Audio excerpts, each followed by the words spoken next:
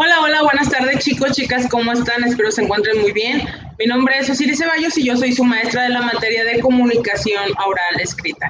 Bien, se supone que para este momento ya tuvimos al menos un primer encuentro, ya platicamos de cómo vamos a estar desarrollando la clase y todos esos temas. Bien, entonces el día de hoy comenzamos con nuestra semana número 2 y el tema que trataremos es el siguiente: técnicas de comunicación oral. Bien, les explico la dinámica, les voy a presentar el tema de esta semana para que puedan ustedes realizar su tarea. También ya les expliqué cómo o en qué consiste esta tarea que ustedes tienen que realizar. No les voy a pasar la presentación como tal, sino nada más este video, porque se han dado situaciones donde están en examen y los alumnos quieren hacer trampa y se enfocan nada más en las diapositivas. Pero ¿qué pasa con esto, no? Cuando están haciendo su examen y se salen para ver las diapositivas, el sistema lo puede llegar a detectar y cerrar su examen por cuestión de plagio. Entonces, para evitar estas tentaciones, nada más les voy a dar la explicación y bueno, ustedes en su casita pueden ir tomando nota y pueden repetir este video las veces que les sea necesario. Bien, entonces comenzamos el día de hoy con la presentación. Ya la estoy poniendo para que ustedes la puedan ver. Ok, se supone que ya se está compartiendo mi pantalla.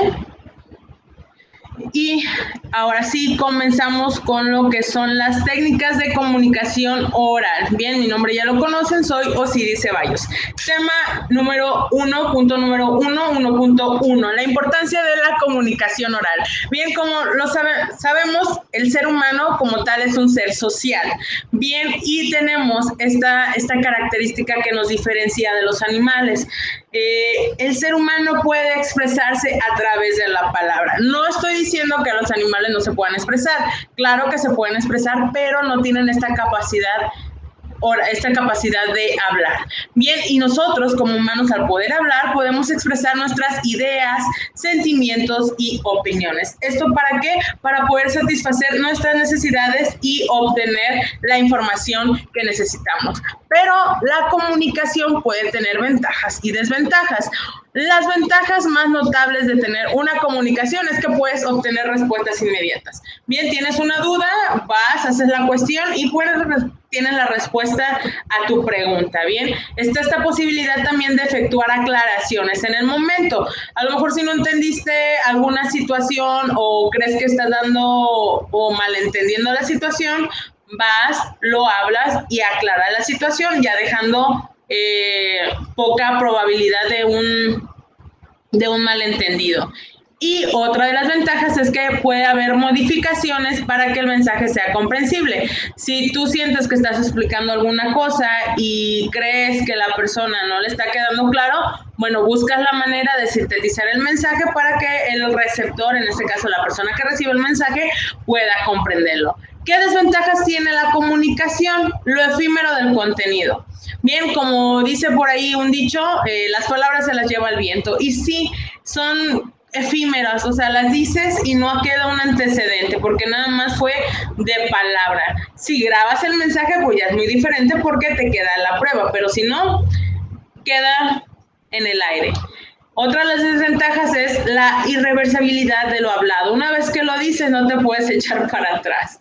¿Por qué? Porque ya lo dijiste, la otra persona ya lo escuchó, ya se hizo una idea, un juicio y bueno, pues ya lo dicho, está dicho y ya no puedes hacer nada, ¿no? Simplemente o cambias de postura con lo que acabas de decir o te mantienes firme, pero ya no te puedes echar para atrás. La posible distorsión, ¿no? Muchas veces que decimos una cosa, un ejemplo, me enojo con una persona y en eso yo vuelvo con la persona que me enojé y me habla otra persona que no tiene nada que ver con el conflicto que yo tenía con la persona número 1. Entonces yo, para empezar, si no tengo un buen manejo de mis emociones, le contesto enojada a la persona. Entonces, puede que sí estemos hablando de otros temas, pero mi tono de voz va a ser siempre un tono a lo mejor pasivo-agresivo porque yo ya traigo este sentimiento de enojo y se puede distorsionar el mensaje que quiero dar porque no sé controlar estas emociones. Y otra de las desventajas es la falta de comprensión por diferencias del lenguaje o registro. Muchas veces se dan cuestiones de estado que se usan unas palabras, por ejemplo, allá en Tijuana que se usa la palabra soda y acá en el sur vas y pides una soda y se te quedan así, ¿what? ¿Qué soda? O sea, refresco, acá se usa como el refresco. Entonces, estas faltas de diferencias de lenguaje pueden hacer que no haya una comprensión total de lo que queremos decir. Bien, todas aquellas personas que no pueden expresarse de una forma clara y coherente y con una mínima corrección están reduciendo sus expectativas profesionales y sus relaciones personales. ¿Por qué no? Porque no se expresan asertivamente. Entonces, por ejemplo, que imaginemos que eres dueño de una empresa o jefe de una empresa y te comunicas con tu personal, pero resulta que tú no eres una persona que es muy buena comunicándose, que no puede dar un lenguaje, no puede dar un mensaje asertivamente y dejas que el personal entienda a lo que su criterio le da, porque no eres claro con las instrucciones que estás dando. Hacen lo que ellos entienden y a la hora de evaluar este proyecto o el trabajo que les encargaste, te das cuenta que no es lo que tú querías. Pero no es culpa del receptor, sino de la persona que está dando el mensaje. Si nosotros no somos claros con lo que queremos comunicar, pues dejamos carta abierta para que las otras personas entiendan lo que ellos captan. Bien, entonces hay que ser muy claros con los mensajes que queremos dar. Bien, y mantener la postura y tener este lenguaje corporal, el lenguaje no verbal claro para que sea coherente con lo que estamos diciendo, lo que estamos sintiendo y lo que estoy expresando. Y les dejo una pregunta aquí al aire para que se analicen. ¿Cómo te sientes cuando no puedes expresar lo que sientes? ¿Te sientes enojado? ¿Te sientes frustrado? ¿Te sientes sorprendido? ¿Te sientes irritado? ¿Cómo te sientes cuando no te puedes expresar? Bien, o cuando no te entienden lo que quieres decir. Piénsenlo y anótenlo, ¿no? Es bueno a veces anotar el cómo nos sentimos. Seguimos trabajando con lo que es lenguaje y comunicación. Primero hay que dejar en claro qué es comunicación. Comunicación es este proceso que tiene el fin de transmitir y recibir un mensaje.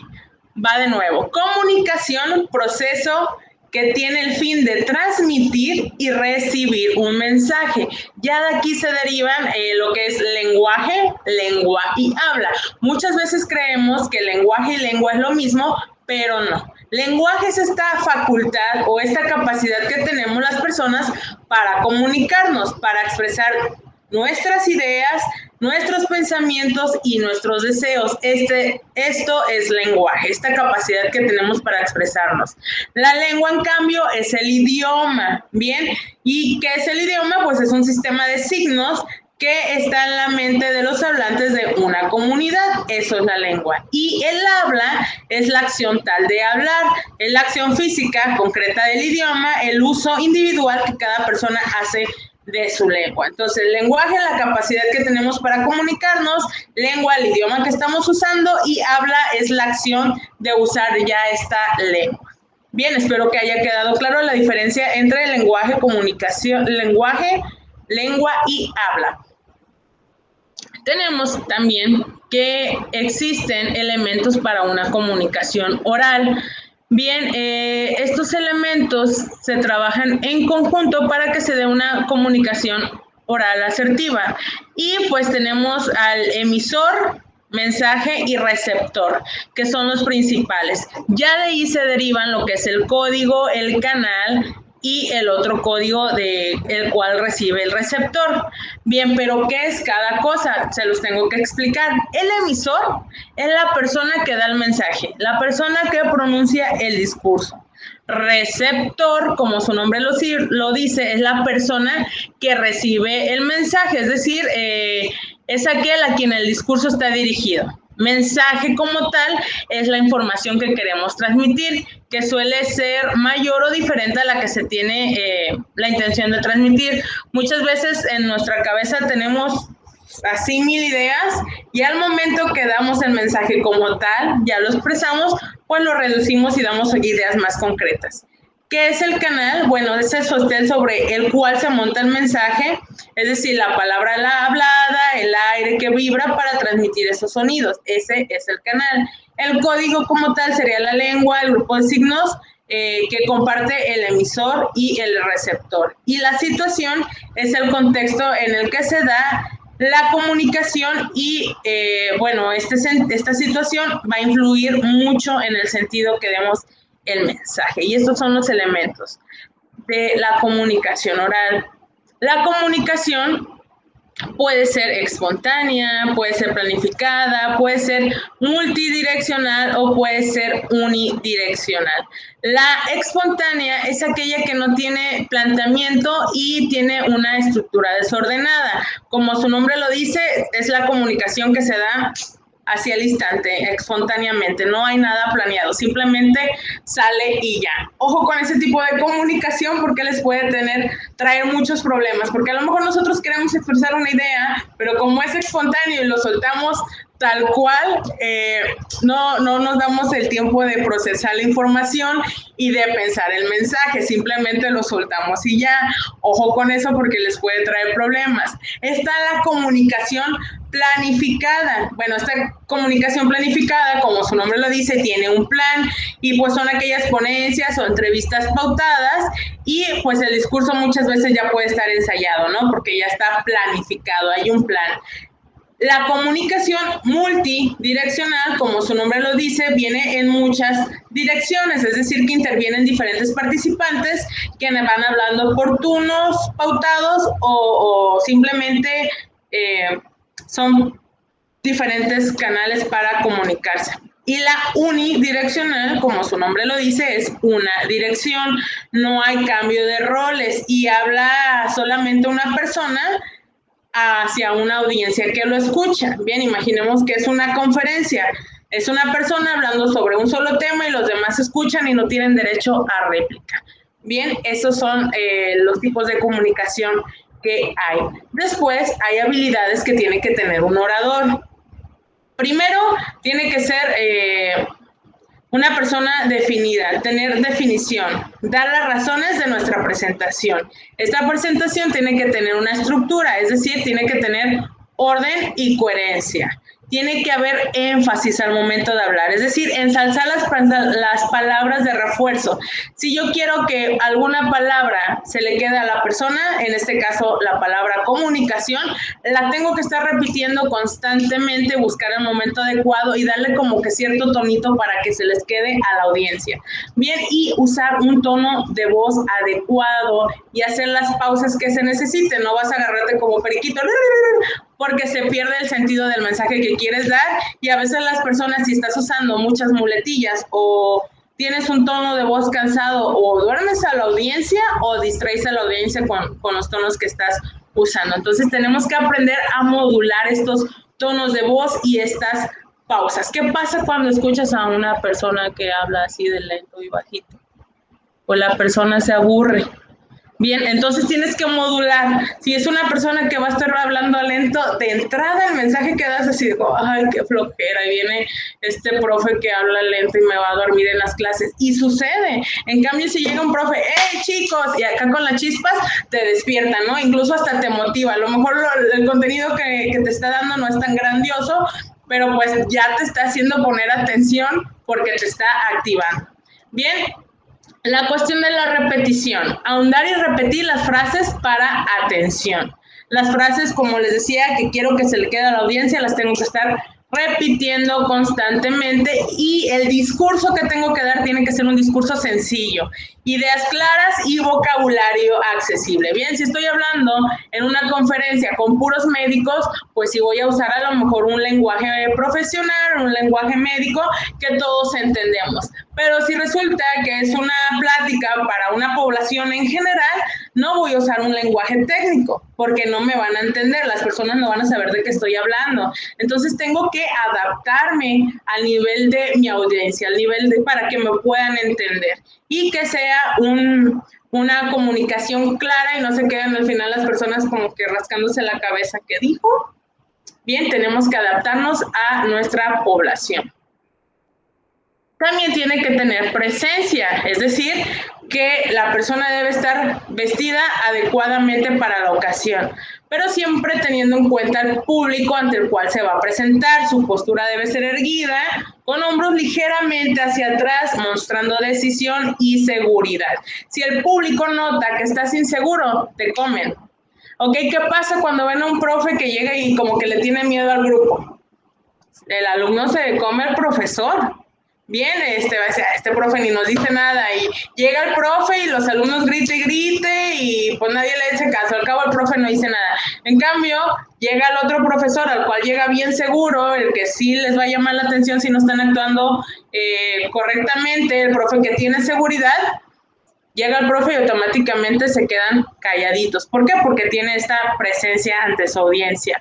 Bien, su presencia no debe estar estática, sino que debe moverse para dirigirse a distintos sectores del público. No es como que me voy a enfocar nada más a ver a María y toda la clase voy a estar así viendo a María, ¿no? Sino que tengo que estar relajado y enfocarme en distintos puntos, porque si no, hasta cierto punto puede llegar a ser incómodo si nada más estoy observando a una persona. Bien, tenemos que mostrar este entusiasmo y transmitirlo a la audiencia. Tiene que ser una persona preparada, es decir, tienes que dominar el tema, cualquier tema del que vayas a hablar. Tienes que tener los argumentos y también tienes que anticipar estas preguntas que la audiencia te puede hacer. Es decir, tú ya preparaste tu presentación, ya quedó todo claro, perfecto. Entonces tienes que pensar, bueno, en el momento de las preguntas, ¿qué posibles preguntas me puede hacer el público? Y ya te pones a redactarlas para que ya estés preparado y no te tome tan de sorpresa. Obviamente si estás preparado vas a poder contestar, pero qué mejor ya tener un previo de las preguntas que te pudieran hacer para que el mensaje suene más fluido, que no tengas titubeos y que no pueda llegar a provocarte una desconfianza, ¿no? O que pierdas el interés del público. Por otro lado, la preparación también incluye la puntualidad. Bien, si te están citando, por ejemplo, a una conferencia que tú vas a dar a las 6 de la tarde, llegas a las 5, 5:30 para ver el espacio que tienes para hablar, para ver si tienen a lo mejor los cables que necesitas, el USB, si tienen proyector y si no hay, pues consíganlo, tienen una hora, si tienen micrófono, etcétera, etcétera. Eso también es parte de la práctica. Una vez que ya tienes tu tema, lo practicas para poder expresarlo con efectividad. Bien, un orador siempre va a practicar en privado porque es la mejor forma de exponer los argumentos.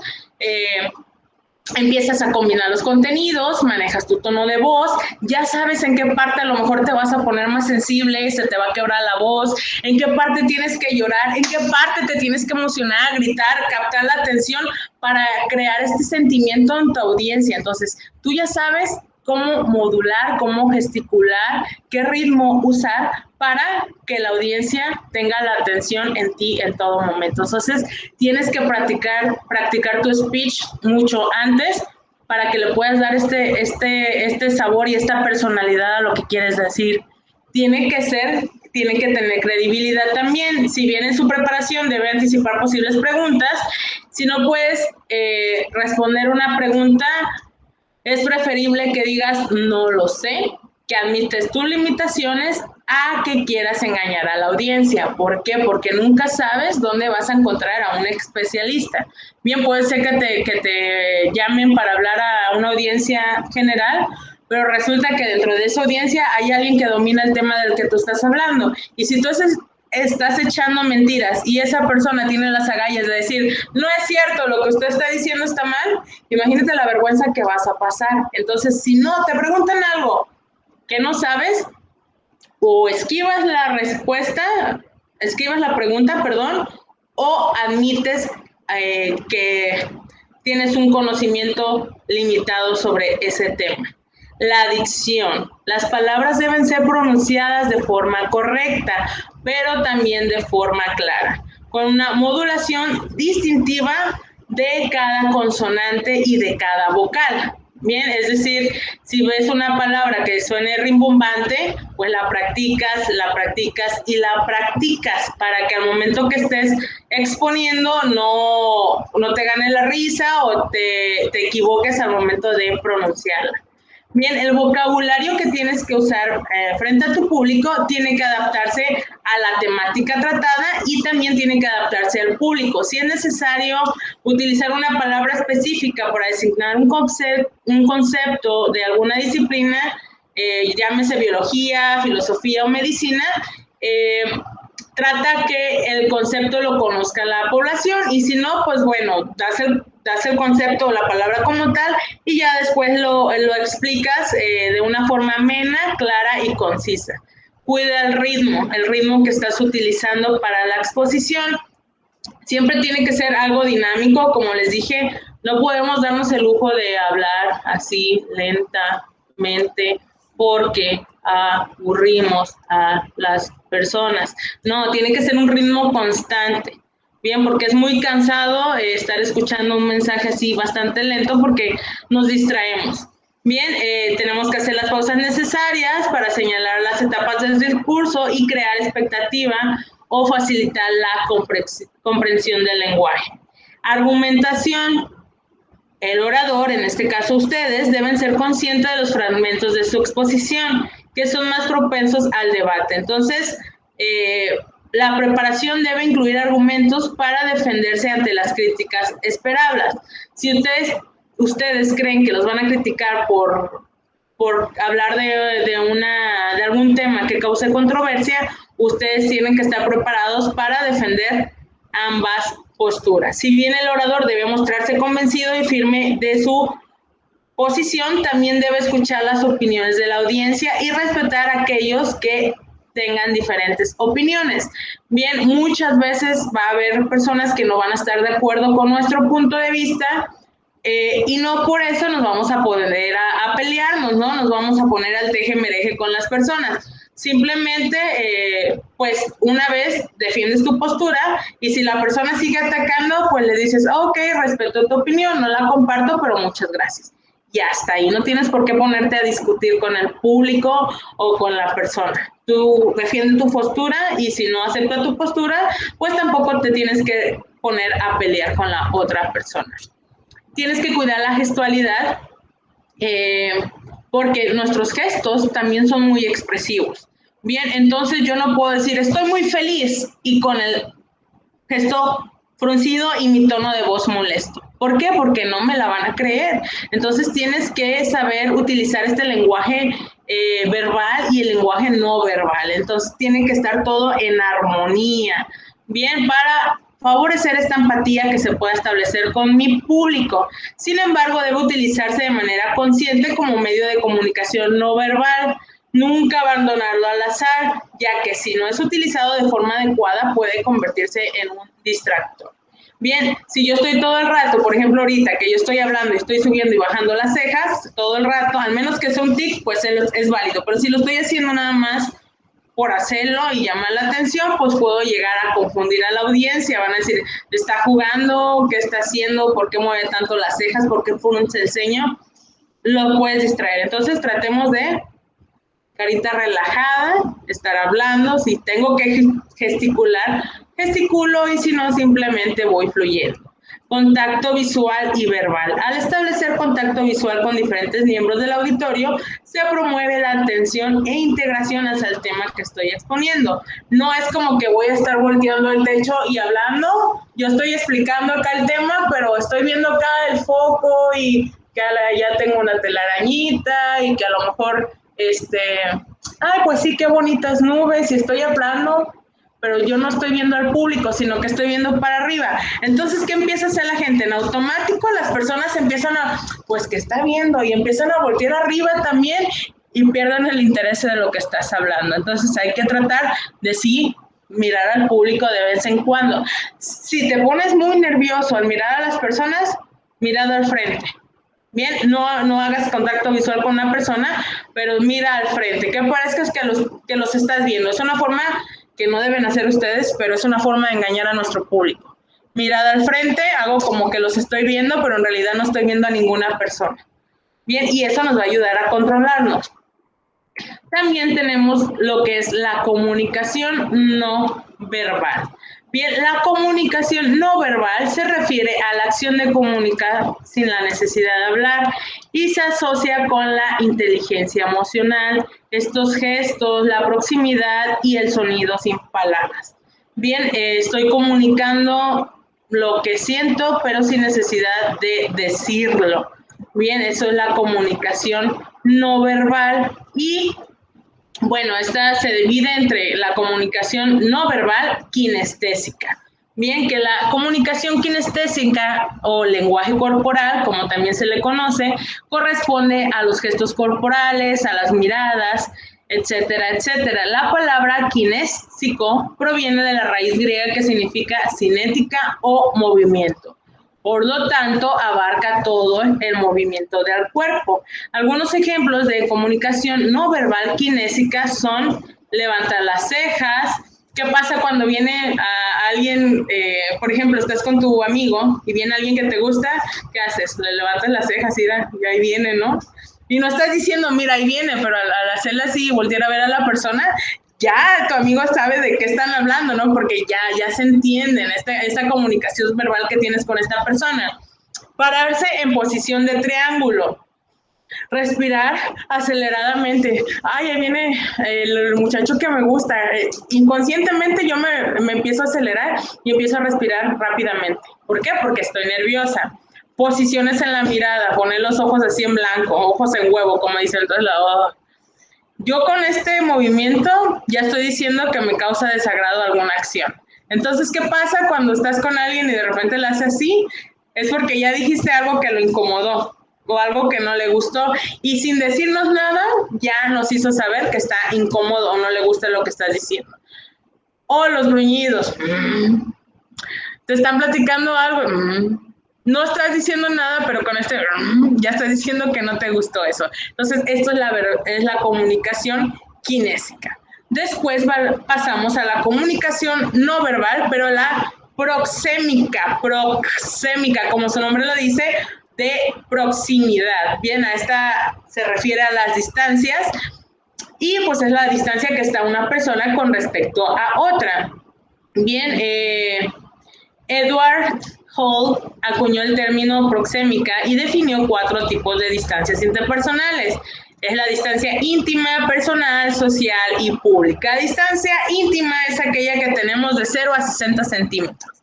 Bien, aquí prácticamente es íntima porque está abarcando mi espacio personal. Entonces hay que saber con quién usar estas distancias. Por ejemplo, yo como maestra se vería muy mal que me acerque a una distancia íntima con un alumno. ¿Por qué? Porque se puede malinterpretar. Bien, porque estamos prácticamente cara a cara y no es correcta este tipo de distancia. Bien, puede causar muchos malos entendidos. La distancia personal es de 60 a 120 centímetros, de 60 a 1,20 m. Bien, esa es la distancia personal que sería más adecuada entre un maestro y un alumno. Estamos hablando nosotros dos y pues bueno, cada quien mantiene una distancia socialmente aceptable. Después está la distancia social que abarca de 120 a 300 centímetros. Estamos, por ejemplo, bien, en un ambiente nos estamos conociendo, hay una distancia social aceptable, no estamos ni muy cerca ni muy lejos, nos podemos escuchar perfectamente y el mensaje no se distorsiona.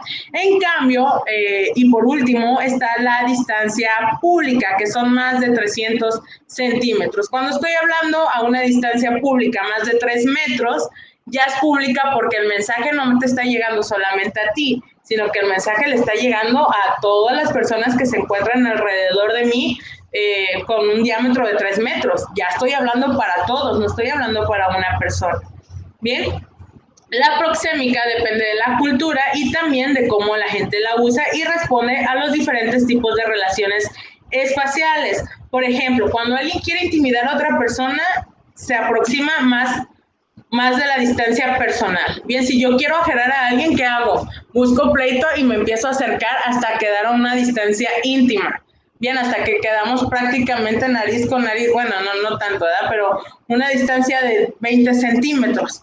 Y estamos peleando, estamos alegando, moviendo nuestros brazos y estamos gritándonos en una distancia íntima. Bien, y pues es cuestión cultural. Hay lugares donde es aceptable, hay otros lugares donde no. Y por último tenemos la paralingüística, que se compone de signos orales, auditivos, táctiles y visuales. Bien, estos elementos paralingüísticos son las expresiones de sonidos sin palabras. Por ejemplo, el gruñido, que me está diciendo que a lo mejor estás molesto, o depende del tipo de gruñido que hagas. El bostezo. ¿Qué me indica un bostezo? Que tengo sueño. El llanto, a lo mejor que estoy desesperado. La risa, ¿qué hago con la? Depende del tono de voz, se puede interpretar la risa, porque hay risas que son muy espontáneas y hay risas como no de burla, sino risas como de mala onda, o sea, ingenuo. Ok, entonces hay que saber diferenciar el tipo y el tono de risa, el tono o intensidad, el volumen de la voz, la entonación, el acento y el énfasis en el discurso, el ritmo pausado, acelerado, otro pesado de hablar, las distorsiones o imperfecciones del habla, entre otros. Bien, y hasta aquí llega lo de la clase de esta semana. Comprueba tus conocimientos. Esto es lo que llevan ustedes de tarea, ya está en plataforma también. ¿Qué es comunicación? Menciona 2 ventajas y desventajas de la comunicación. ¿Qué es lengua? ¿Qué es el lenguaje? ¿Cuáles son los elementos de la comunicación? Menciona 3 habilidades del orador. ¿Qué es comunicación no verbal? Kinésica, proxémica y paralingüística. Y es todo, tienen hasta el día viernes para subir su tarea a plataforma, 11:59 hora de México. Chicos, chicas, tienen trabajo que hacer, estamos en contacto, que tengan un excelente fin de semana. Aquí está la bibliografía de dónde salió esta información. Si tienen dudas, pueden checar los links. Bien, pues por mi parte sería todo. Recuerden, si surge algo conforme vayan avanzando con su proyecto, su tarea, alguna duda, me escriben mensaje a plataforma o si no, me mandan mensaje a mi correo personal. Bien, que tengan una excelente semana. Gracias.